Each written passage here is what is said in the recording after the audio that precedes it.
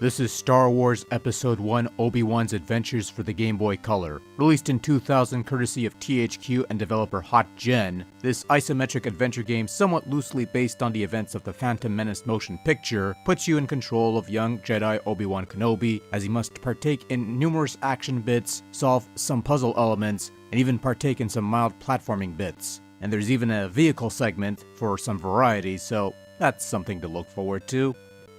Obi-Wan's adventures is fairly straightforward fare. You guide Obi-Wan through these isometric hallways going from point A to point B, stopping on occasion to fight off small droid groups. Sometimes along the way you'll have to push switches to open doors, whether it be a single switch or a sequence of switches in the proper order. Sometimes you'll have to hop on platforms or use these jump boards to hop from one part of the stage to another, but for the most part, you're mostly running from point A to point B in each of the various segments that make up the game's 9 levels. Being a Jedi, Obi-Wan is armed with his lightsaber and he could use it to kill droids, deal with Sith, and deflect lasers. In addition, he also has a force push that can be used to move boxes, boulders, and push away droids at the cost of some force energy.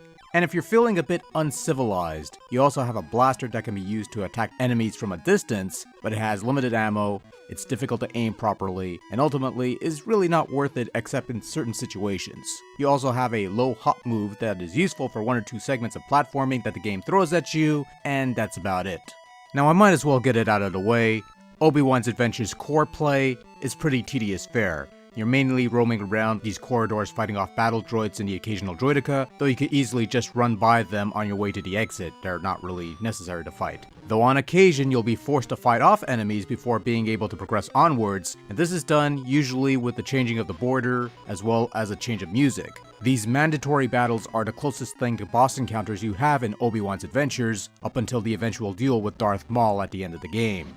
Sometimes you'll have some puzzle elements to contend with, which mostly involve operating switches in the correct order or stepping on the right tiles in a later level to progress onwards. These are fairly simplistic fare for the most part, though getting the wrong switch in the wrong order will damage you for some reason. There are platforming segments where you need to hop on rocks in the swamp or try to hop over electric tiles, but the most extensive jumping fare comes from these platforms, which are usually automatic fare with the exception of this one tile on the Coruscant level.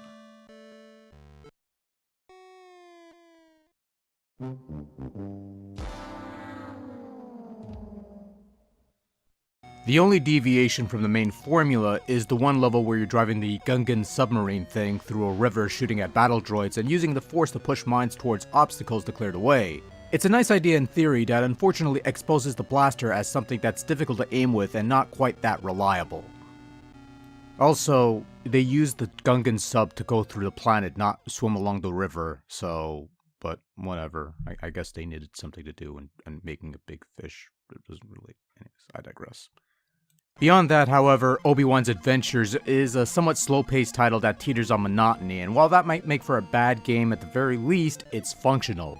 It doesn't try to do too much. It sticks with a fairly basic, somewhat boring style of play, and pulls it off well enough to be playable, if nothing else. There's no serious bouts of slowdown to be found here, the game isn't broken beyond repair, it's merely functional yet bland, and it's fairly straightforward linear stuff, with few points off the beaten path that you'll eventually have to backtrack. If anything, this game reminds me of a later Star Wars title I played on the Game Boy Advance called The New Droid Army, which tried a similar style and approach, but added a bit more stuff to it, and couldn't quite pull it off. Obi-Wan's Adventures has 9 levels of play and 2 difficulty settings, though all things considered you could probably clear this one in about an hour on average, if not less. You start each stage with 4 lives, and though there are no continues, you can resume your progress on later levels with passwords that are fairly short and easy to remember, for the most part. As far as the controls are concerned, it's functional enough, it's responsive enough. I don't care for the flipped button mapping of B jumps, A attacks, but since jumping doesn't play a predominant role in this game, I don't think it matters that much, really. On a whole, no real complaints with the control, it works well for what little you do in this game, which isn't much, but still it's something. The graphics in Obi-Wan's Adventures are what I would like to call a charitable mixed bag. On the one hand, you have some decent quality digitized still frames from the movie to make up the cutscenes. Look, it's not exactly high quality in modern terms, but for a Game Boy Color, it's not too bad. The character animations are rather silky smooth. On the other hand, though, the characters are so tiny and so indecipherable that while you can make out Obi-Wan and his little lightsaber, you're left wondering if you're fighting off battle droids or mud creatures. Level designs aren't that much better. While you have some nicer looking levels like the palace stage and the city street stage, you also have these generic grayish hallway things and these muddy looking forest and cave levels. Not that visually appealing, and certainly not helpful in trying to dodge falling insta-kill boulders because the shadows blend in with the muddy brown visuals. That makes it difficult to time your moves properly, and that's why this level is the single worst part of Obi-Wan's adventures. Even the eventual Duel of the Fates is more tolerable compared to falling piles of bantha poodoo from the sky that blends in with the background that kills you in one shot. Lame. Sound-wise, Obi-Wan's Adventures is also a bit of a mixed bag, though it does fare a bit better in that it actually adapts some tracks from the Phantom Menace score. This doesn't seem like much to praise, but when you've played video game adaptations of the other two prequel movies which exclusively use the older soundtracks, this is considerable high praise. It's debatable as to whether the quality of the tunes are actually good or even just average. I'm more towards the latter category. But at the very least you could recognize the signature Duel of the Fates tune, or a couple of other notable tunes from the film if you're at all familiar with the original score being used here. The rest of the game's paltry sound effects are just there. You do have a nice sounding lightsaber effect, but other than that it's just meh overall.